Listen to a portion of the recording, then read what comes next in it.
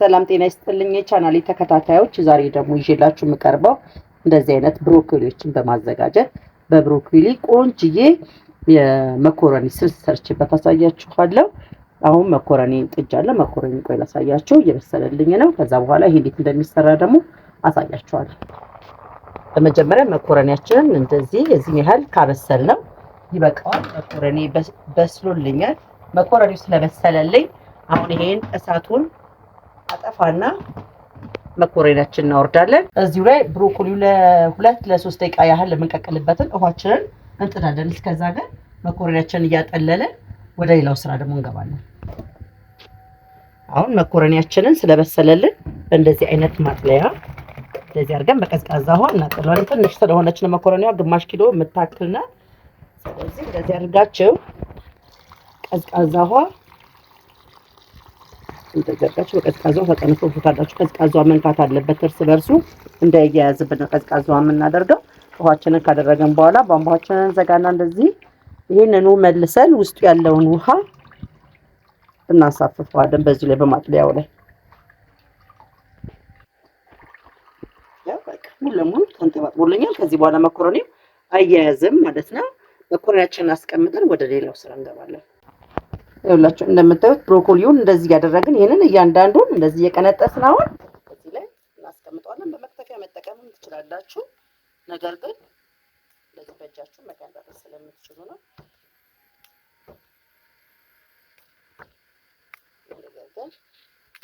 ይሄንን ለየብቻው እንደዚህ እንቆራርጠዋለን። እርግጠኛ ነኝ እንደምትወዱት። በአብዛኛው ጊዜ ብሮኮሊ ጥቅሞቹ በጣም ሰፊ ናቸው፣ ግን አንጠቀመውም። የምንጠቀመው ብዙውን ጊዜ እንደዚህ ሩዝ ስንሰራ ወይ ደግሞ ለብቻው እንደዚህ ደረቅ ባለ አጠባበስ ጠብሰን ነው የምናደርገው።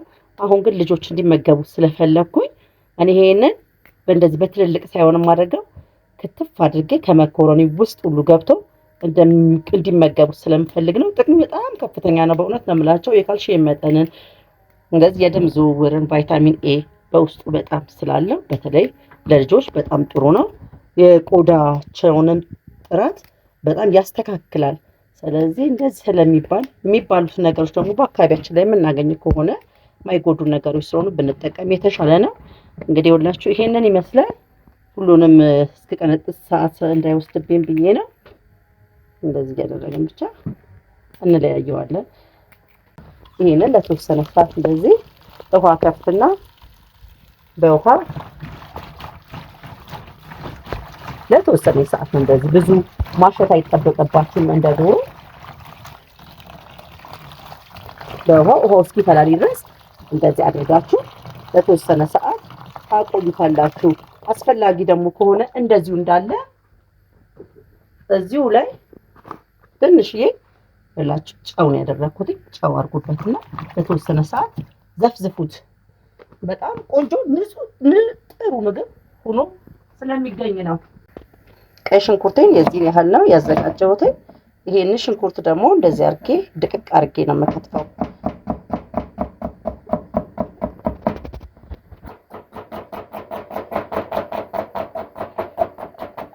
ድቅቅ ማረግበት ምክንያት ሁሌ እንደምላችሁ ምግብ ስትሰሩ በተቻላችሁ መጠን ተመሳሳይ አከታተፍ ቢከተፍ የተመረጠ ነው። ለአይንም ደስ ስለሚል እንደዛ አድርጎ መስራቱ። እንደዚህ አድርጋችሁ ድቅቅ ታረጋላችሁ።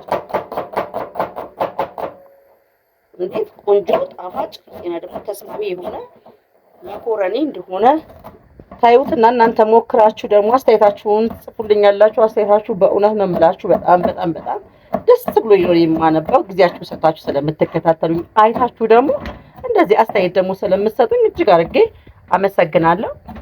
ያው የዚህን ያህል እንደዚህ ከደቀቀልኝ ይሄ ይበቃዋል። አሁን እንደምታዩት ውሃችን ተንተክትኮልናል።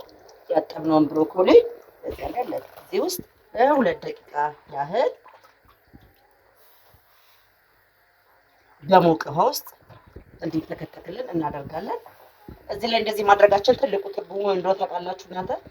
ይኸውላችሁ ሙቅ ውሃ ውስጥ ስንጨምረው በዋናነት በደንብ በስሎ ልጆች እንዲመገቡ ስለሚያደርግ ነው እንጂ የተለየ ነገር ሆኖ አይደለም። እንደዚሁ በጥሬውም ተደርጎ ብሮኮሊያችንን እንደዚህ ከበታተነውና በጨው ዝብዝብ አድርገን ካጠብነው በኋላ በዘይት መጥበስም ይቻላል። እንደ ስህተት አትዩት። ብዙ ጊዜ ምግብ ስንሰራ ስህተት አይደለም፣ እሳት የነካው ነገር ሁሌ ይጠቅማል። ስለዚህ እንደዚህ አድርጋችሁ የምታደርጉበት ዋናው ምክንያት በሙቅ ውሃ የምትነክሩበት እዚህ ሙቅ ውሃ ውስጥ ድብልቅልቅ ሲል በጣም ስሙዝ በጣም ልስልስ ያለ ይሆነና ልጆች ሲመገቡ ደስ ብሏቸው ይመገቡታል። ያ ነው፣ ሌላ ነገር የለውም። ብሮኮሊያችን የዚህን ያህል እንደዚህ በሙቅ ውሃ ውስጥ ከቆየ በቂው ስለሆነ እናጠላውና ወደ መክተፉ እንሄዳለን። እስከዛ ግን እዚሁ ላይ ደግሞ የከተፍን ደግሞ መጋያችንን እንጥዳለን። በጣም በዚሁ ስለምሰራው ቀለል ያለ ስራ ስለሆነ ሳቴን አጥፍቻለሁ። እናጠላው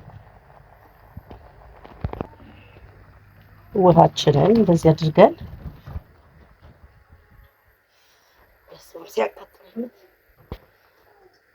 እንደዚህ አድርገን እናጠላውና በቀዝቃዛ ውሃ ለመክተፍ እንዲመቸኝ ነው ቀዝቃዛ ውሃ ማድረገው፣ ምክንያቱም በጣም ስለሚያቃጥል ነው። ያው ትኩስ ስለሆነ እኔ ደግሞ በዚሁ ሰራርቼ መውጣት ስለፈለኩ ነው ከወጥ ቤት። እንደዚህ አድርገን ካጠለልን በኋላ አያችሁት ልዩነቱ በጣም የሚያምር ቆንጆ። በዚሁ ላይ እንደዚህ ብስል ያለ ብሮኮሊ ነው። ይሄንን ደግሞ እንከታተፈዋለን። ስከትፈውም ደግሞ አብረን ነው የምናየው። ሁሉን ነገር ስንሰራ አብረን ነው የምናየው። እስከዛ ግን መጥበሻዬን እሳት ላይ ጥደዋለሁ። እንደዚህ ጥድና መጥበሻችንን ስቶቫችንን እንለኩሳለን። እስከዛ ድረስ ወደ መከታተፉ እንሄዳለን። ይሄንን እንደዚህ ያደረግን እንጨቱ እንለየዋለን። ለብቻ አበባውን ብቻ እናወጣና እንደዚህ አድርገን ይሄንን እንደዚህ መክተፍ። በቃ ማንኛውንም ጎመን ከትፈን እንደምንሰራው ነው። ለየት ያለ ነው ይሄ አሰራሩ። ከዚህ በፊት በርግጥ እንደዚህ አድርጌ በእንቁላል ሰርቻለሁ። በጣም ቆንጆ ነው። በዳቦ ሲበላ ራሱ ምንም አይነት ጉዳቂ ሳይኖረው የሚበላ ነገር ነው። እንጨቱን ግን እንደዚህ ለዩት። እሺ አብራችሁ ለልጆች ሲሆን ነው እንደዚህ ያልኳቸው። አዋቂዎች ከሆኑ የሚመገቡት እንጨቱ ቢገባበትም ችግር የለውም። እኔ ግን አሁን ለሁለት ትንሽ ልጆች ስለሆነ የምሰራው ለዛ ብዬ ነው እንጨቱን የማላደርገው። አይተኝክም ከሽክሽ ያለ ምናምን የልጆች ምክንያት እንግዲህ ወላጆቹ ሁላችሁ ታውቁታላችሁ። ለዛ ብዬ ነው እንጂ እንጨቱ ቢገባ ችግር ኑሮት አይደለም። ጥቅም እንደውም አለው። አብዛኛውን ጊዜ ጎመን በምንሰራበት ጊዜ እንደዛ ይባል የለ እንጨቱን አትጣሉት፣ እንጨቱ ላይ ያለው ቫይታሚኑ ይባላል አባባሎች ደግሞ ያለ ምክንያት አይደለም የሚመጡት። አባባሎች እውነታ አላቸው። በተለይ እናቶቻችን በፊት የሚናገሯቸው አባባሎች ብዙዎቹ ከምግብ ጋር ከኑሮ ጋር በተያያዘ ሁኔታ የሚያወሩት እውነታዎች በጣም እውነት አላቸው እነሱና እኔም ይሄንን አምናለሁ። ነገር ግን ልጆች ስለሆኑ እንደዚህ አደቅቀዋለሁ። እንደዚህ አድቅቃችሁ ሰርታችሁ ተመገቡ። በጣም ደስ ይላል። ለጤናችሁም ተስማሚ ስለሆነ እንደምትወዱትም ደግሞ እርግጠኛ ነኝ። ሁሉንም እንደዚህ አድርጌ ከትፋለሁ። የምታዩት እንግዲህ እንደዚህ የተከተፈው ብሮኮሊያችን አለ። ለነዚህ ደግሞ መስሪያ ግብአት የሚያስፈልገው በዋናነት ዘይት ይሻላል። እዚህ ጋር ሁላችሁ ዘይት ያስፈልገናል። ዘይት አለ፣ ጨው አለ። እዚህ ጋር ደግሞ ነጭ ሽንኩርት አድርጌበታለሁ። ነጭ ሽንኩርት 2 ራስ ከተፈቀፈ አድርጌ ጨምሬበታለሁ። 1 ራስ ሽንኩርት ደግሞ ቀድም እንዳያችሁት አድርጌበታለሁ። ብሎልኛል። ስለዚህ ዘይት ብቻ ማድረግ ነው የሚጠበቅብኝ። ዘይት ይፈልጋል። ዘይት አበዛው በጣም ይከፋ እንደዚህ ሳቁላላ ስለምታዩት ነው እንጂ የምንሰራው እኮ ለአንድ ሰው ለሁለት ሰው አይደለም። እዚህ ቤት ውስጥ ምግብ ስንሰራ 7-8 ሆነን ስለሆነ የምንመገበው ይሄ የተደረገው ዘይት ብዙ አይደለም። አሁን እንደዚህ አድርጋችሁ ብሮኮሊያችሁን ትጨምራላችሁ።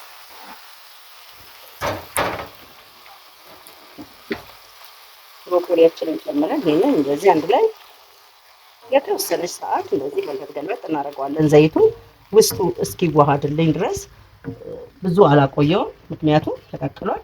ስለዚህ ብዙ የሚያስቸግረን ነገር ስለሌለ ለ1-2 ደቂቃ ያህል ዘይት ውስጡ እስኪገባ ድረስ እንጠብቃለን።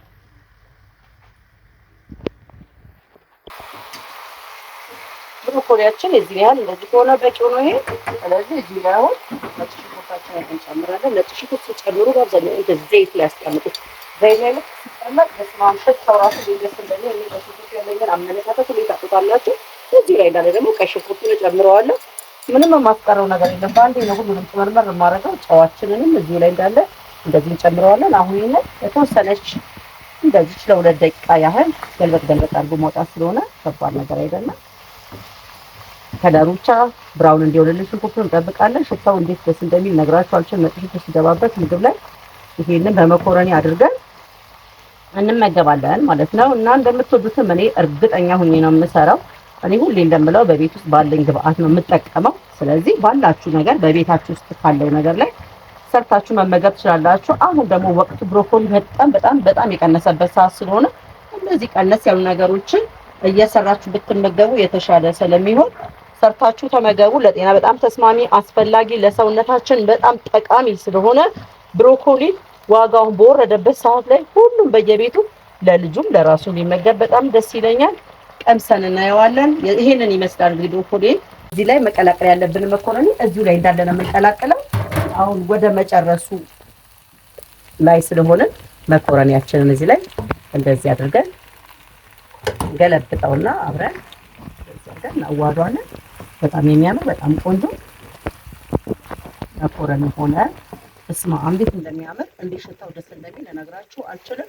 ራሳችሁ ሰርታችሁ ሞክሩት። እንደዚህ አልጫ ሲሆን ደግሞ በጣም ትንንሽ ልጆች ያሏችሁ አቃጠለኝ ምናምን ሳይሏችሁ ስለሚመገቡ በዚህ አይነት መልክ ሰርታችሁ ተመገቡ እላለሁ። ለአይን እንደዚህ በጣም የሚያምር ነው። ሲቀምሱትም በእርግጠኝነት በጣም ቆንጆ እንደሚሆን እርግጠኛ ነኝ። ሰርታችሁ ሞክሩት። ላይክ፣ ሼር፣ ሰብስክራይብ ማድረጋችሁን እንዳትረሱ።